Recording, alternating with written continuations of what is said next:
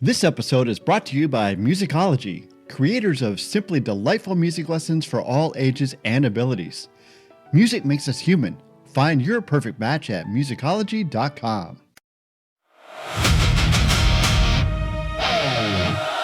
Welcome to Stage Vault. The show ends, the vault opens, where music legends share the prep, the rush, the feelings, and the thoughts behind every unforgettable night on stage. Stage Vault. Thanks for joining me, man. It's an honor to finally speak with you, Courtney. Thank you. Hey, listen, Pinup's just dropped, and it's a record you've been sitting on for years. Before we get into anything heavy, what does it feel like to finally have those songs out in the world? It's great, you know. I mean, some of them are relatively new. We just have been doing covers, you know, for our entire career. And there are things that are lost, like Don't Fear the Reaper.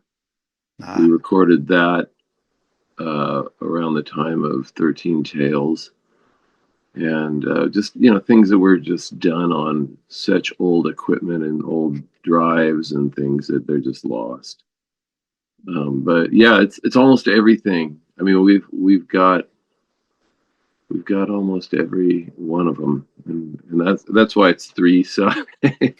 There's a blank vinyl side. Well, man, I love it. I think it's great, and I want to talk to you, Stage Vault, about the live performances, and your story is just amazing to me. You know, after 30 years, hundreds of shows, what does readiness actually feel like on the inside to you? I mean, is it calm? Is there something electric in it? Oh, it's definitely its own zone. Once, I mean, because you can be really nervous, and if you're not exhausted by tour, you're nervous before you play. And so, you know, 10 days in or 14 days in, you know, you're burnt. You could be having lunch and feel exactly like you do before you go on stage, you know, and you have to do it. You have to bring it every time, you know. Yeah.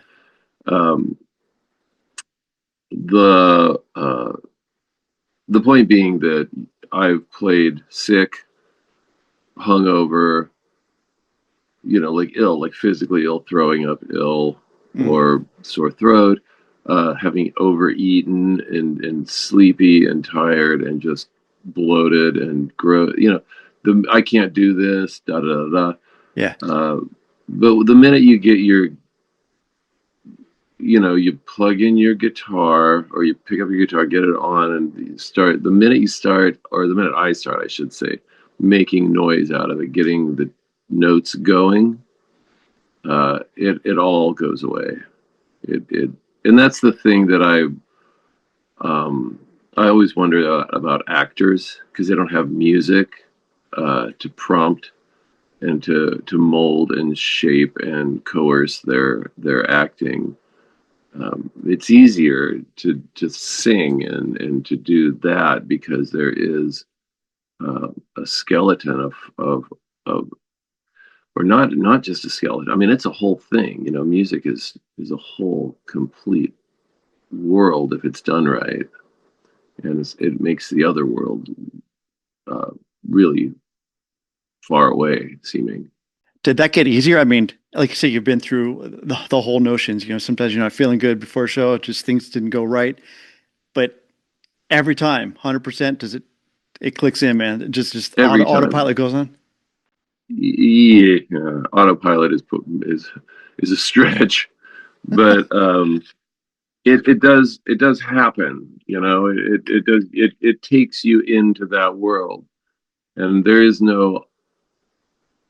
not really autopilot, I think, because there is too much. Every second the pressure is there, and you've got to listen. There's only four of us, and we're trying to make, you know, this music that is just, you know, massive and permeating and surrounding and uplifting and calming and, you know, everything really. So we're all tap dancing and switching hands and moving our mouths and locking in with the other members of the band. It's the most you'll ever use your brain. So that pressure is a good thing, right? I guess so. It is what it is. It's part of the thing. But you have to think about how if you're digging into that guitar, not too hard, your guitar's sticking out in the mix, or you're singing too close to the mic and it's too loud, or it's too shrill, or it's too woofy or boomy. And there's all of that, just the physical part of it to get the mix to work. Because if something's too loud, it'll ruin the trip. Yeah. Our drummer has to not open the hi-hat and just yeah, lots of energy, because it ruins the mix. And then there isn't a lot of energy. That's just abrasive noise. And a guitar can do the same thing. Pete uses a lot of distortion and swirly, trippy effects, and that's too loud. Not enough music. If there's too much music and not enough trippy effects, then it's dad rock. It's and if there's not enough harmony, classic, it's just normal. It's just not, it's not the full thing. And there's so much to think about while you're doing it to be good live, and you have to change what you do constantly for each song. I would imagine the band that I envy the most would be AC/DC, because they're very consistent in what they do. The sonic values of everything are more consistent than any other band in history that I can possibly imagine. But not us. We were stupid. We made our songs radically different from each other. Well, Courtney, I tell you one thing that I do like about you and your background specifically is you grew up in symphonic bands. And when you prepared for the Oregon Symphony shows, was that a different mode that you had to personally get into? I think for Peter and Brent and I, who are all classically trained musicians, Hmm. on some levels, that's where Peter and I met. Was at a Yeah. high school. We did a summer at Willamette University in their symphonic program, and so we kind of knew what the game was. I think Zia was. I know for a fact she was blown away. Her head was taken clean off the first time we got with the symphony, because you rehearse to kind of a rough electronic programmed cello, violin, horn, brass section, flute section. You rehearse to that, and it's weak, it's silly. You're just trying to get used to playing along with this symphony, and and having in-ear monitors, because you can't have, everything's got to be quiet. Your loud guitars have to be quiet now, and so boy, once we did the first um, song with the symphony, and I probably only made it a little ways through, but we got to feel it, and yeah, Zia was just beat red and just looking at us, going, what in the fudge? So that was a memorable moment, like, for her. She never played with the symphony. I think the reason why we always had a vision of our music being somehow bigger than just rock, Yeah. was probably because three of us understood and had grown up learning that that's how powerful music is, when it's when it's really done right, and when you get down to work and you arrange, you arrange the hell out of it, and you get the things in the right places and the right amount of notes, and you balancing out harmonics, and and really trying to get something you can like swim in, and rather than just following a riff, a great riff with a great guitar tone, a whole lot of love or whatever. We weren't really those kind of musicians. So yeah, we needed it to. We've always needed it to be, utterly overwhelming and consuming. Well, Courtney, fans call Dandy's shows a spiritual experience. So you say that the band is 10 times better live than on record. What's happening on stage that recording can capture? Well, that's what's happening live that I don't know. I mean, I'm busy. I'm so busy when we're playing live. I can't even imagine what it's like to go to a show and to just maybe get in the middle of the room and just turn your phone off, don't talk to anyone, and just let it happen to you. I can't even imagine what that's like. Brent hurt his tailbone probably our last European tour, maybe, I don't know, a year ago or something, and couldn't play the last 4 or 5 shows.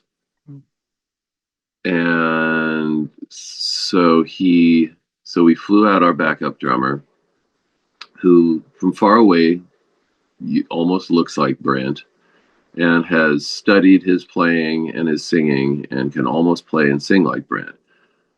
And so Brent got to go smoke weed and have beers and watch the last 4 or 5 shows, and he was just he said, you would not believe what's happening out there.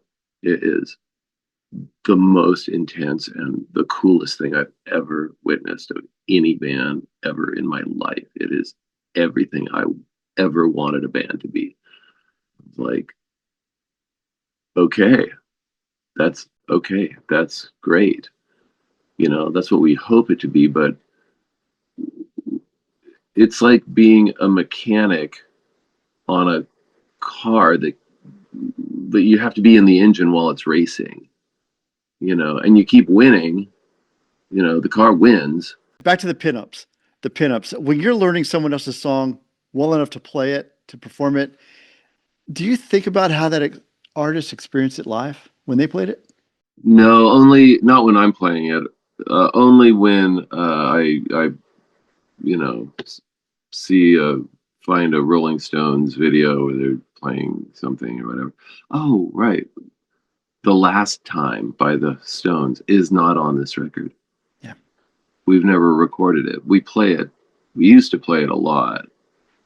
Just as okay, this is the last song. We're going away now.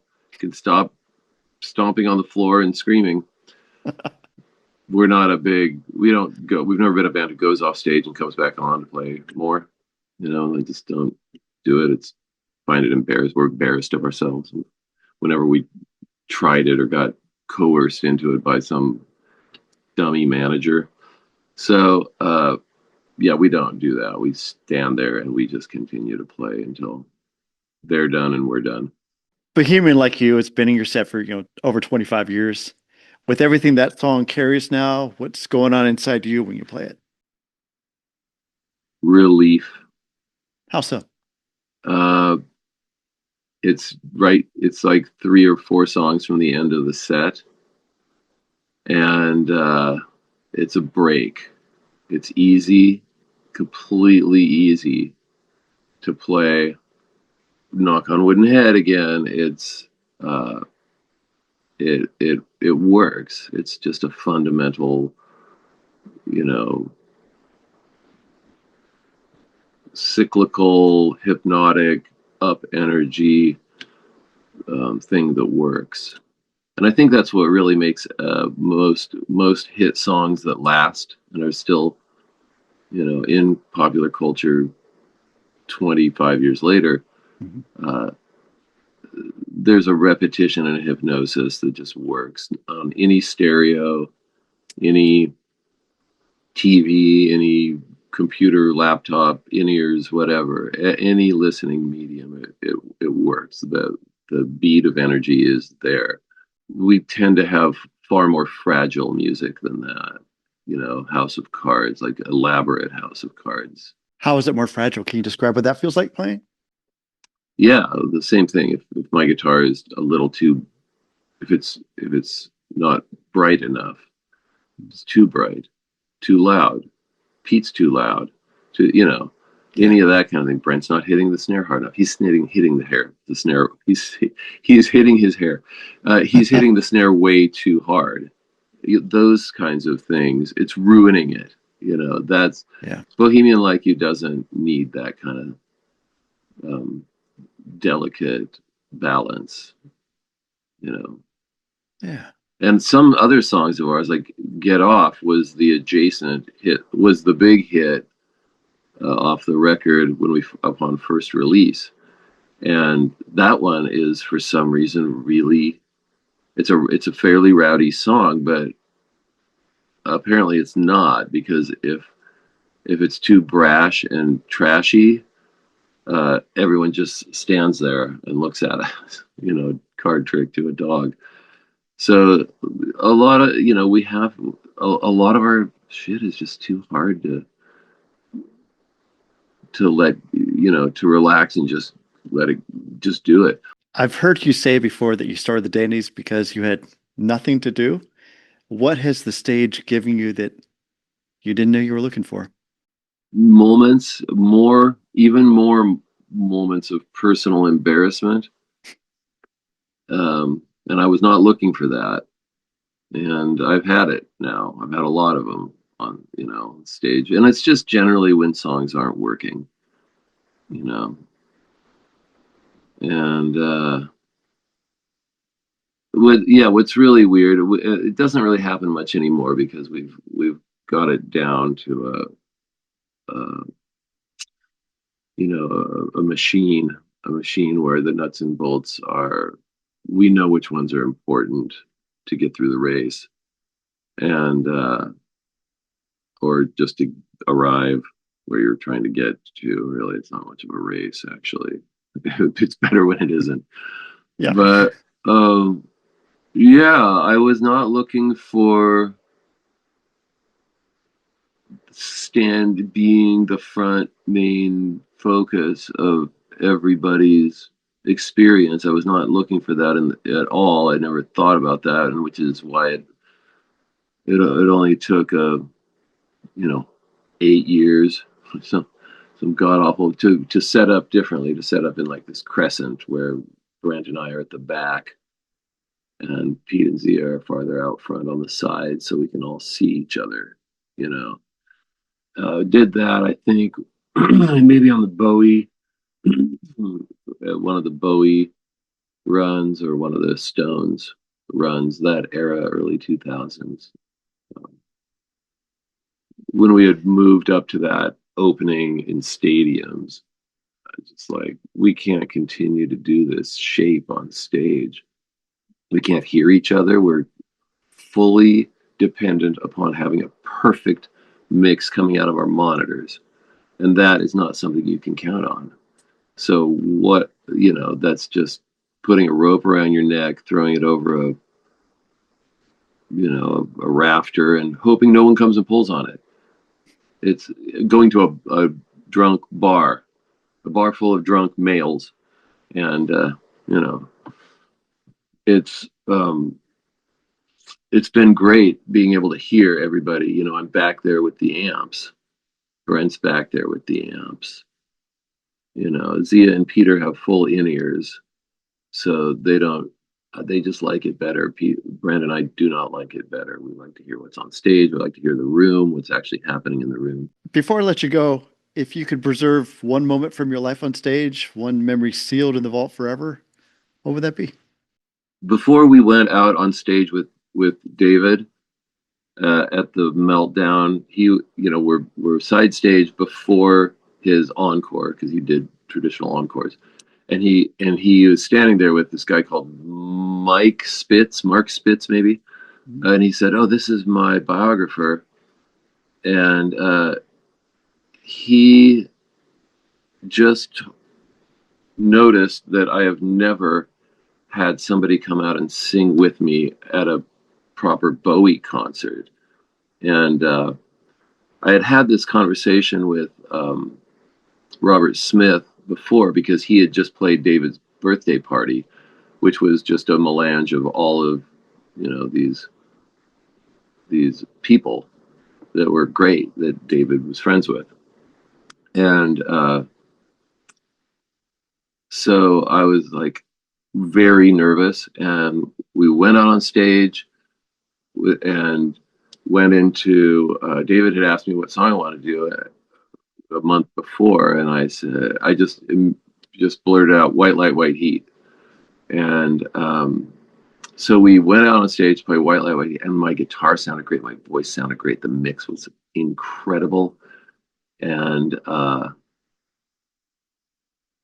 that was one of those moments where my body just gets warm and perfectly relaxed, and it was like a Bohemian Like You moment where it's just, oh, this is going great. Nothing's going to hit the chord change, hit the changes, do the other vocal part. It's perfect. That was amazing. That is definitely like one of the really just locked into my mind, one of the greatest musical experiences, greatest 4 minutes, 3 minutes, or whatever. Courtney, that's incredible, man. I want to thank you for sharing that story. I want to thank you for just joining me today, talking about your great history, your great performances. Congratulations on Pinups, and just want to wish you the best of luck, man. Yeah, thanks for your time, man. I'm glad you dig what we're doing. Stage Vault. Stage Vault.